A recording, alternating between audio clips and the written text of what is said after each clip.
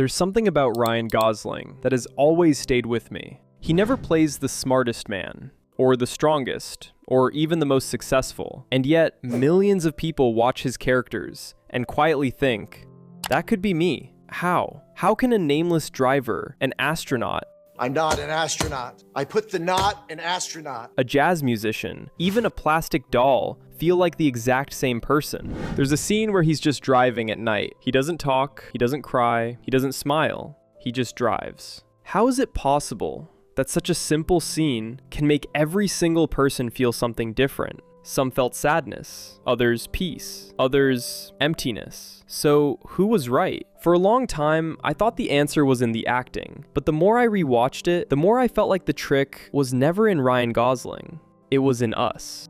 Without realizing it, we started filling those silences with things we already carried inside us. We aren't watching a movie. We're watching, for 2 minutes, our own silence, reflected in someone who also didn't know how to say it. And that's weird if you think about it. Because normally, what we look for in movies is the opposite. We want someone to feel for us, to show us the emotion, so we don't have to carry it alone. But here, something different happens. Nobody shows you anything. They leave the space empty, and you, without noticing, fill it with whatever you had stored away. How many times have you done that without knowing you were doing it? Looked at someone in silence, a friend, a stranger, and made up a whole story about what they were feeling, with no real proof it was true. That's not weakness. It's the most human thing there is. We need to fill in what we don't understand, and a blank face on a big screen for 2 hours gives us the perfect permission to do that without guilt.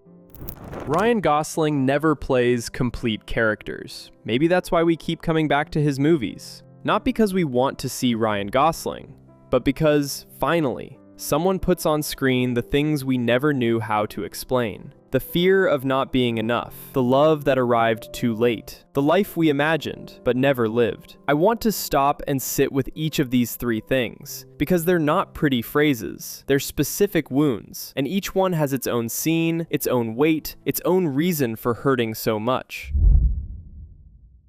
A man playing piano at a party where nobody is listening. No applause, no recognition. Just him, playing something he deeply loves, while the world keeps going on around him, like he's not even there, and he keeps playing. That image has something in common with loving someone who isn't looking at us the same way. Still trying, still showing up, still putting in the effort, even though nobody's on the other side paying attention the way we needed them to. How many of us had that relationship with a person, a job, a dream, where we gave everything we had, while the other side barely noticed we were there? And then there's the other side of that same wound. The moment when someone finally looks at us, but it's already too late. When love arrives at the exact moment we can no longer stay to live it. When we understand what we felt for someone, right when that door has already closed. There's nothing cinematic about that. It's happened to almost everyone at some point. The right person at the wrong time, or the right time with the wrong person. And the feeling that the clock never lines up with the heart. Ryan Gosling didn't invent that wound. He just gave it a face, a piano, a party where nobody's listening, and somehow, seeing it out there, on a screen, makes it a little lighter to carry.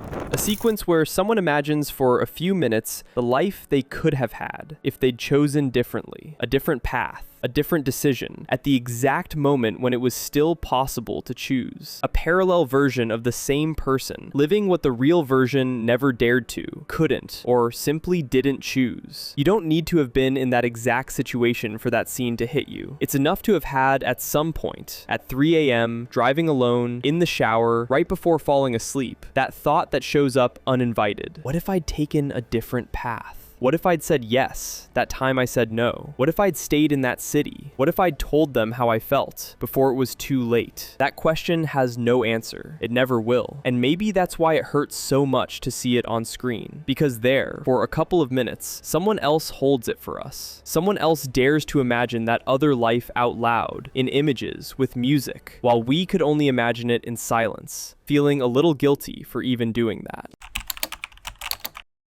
There's a man who reaches the moon. He fulfills humanity's biggest dream, the feat an entire species dreamed about for centuries, the one millions of people watched in black and white, holding their breath. And the scene that really matters isn't that one. It's the one after. A man alone, in the farthest place a human being can reach, pulling something out of his pocket that belonged to someone who's no longer here. He leaves it there, in the dust of another world, because on this one, he never found a place to put it down. The farthest a human can go, and it still wasn't enough to let go of what he was carrying. How many of us have felt that? Achieving something huge, the job, the degree, the goal we chased for years, and realizing, in silence, in the exact moment we should be celebrating, that the pain we wanted to cover up with it was still exactly where we'd left it. You didn't have to go to the moon to feel that. It's enough to graduate from something you waited years for and feel, in the middle of the applause, an emptiness that shouldn't be there. It's enough to get the job you dreamed of and notice that same night that you're still the same insecure person you were before you got it. Achievement doesn't heal the wound. It just leaves you more alone with it, because now you don't even have the excuse of "I haven't achieved it yet" to explain why you still feel the same. That's the first thing Ryan Gosling puts on screen without saying it out loud. The quiet suspicion that maybe no achievement will ever be enough.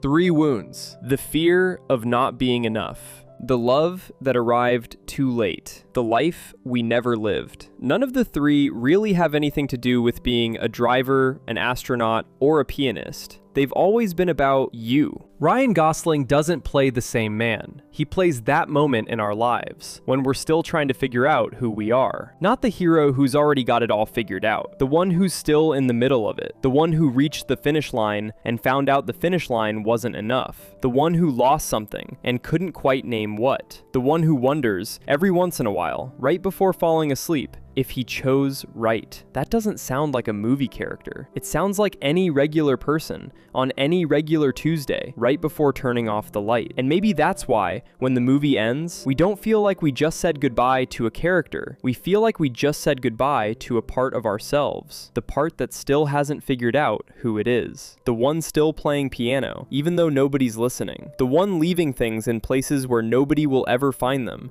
just so it can keep walking. The one that wonders, every once in a while, what would have happened if it had chosen a different path. That part was on screen for 2 hours, and someone, without asking our permission, was generous enough to hold it for us, so that, at least for a little while, we didn't have to carry it alone.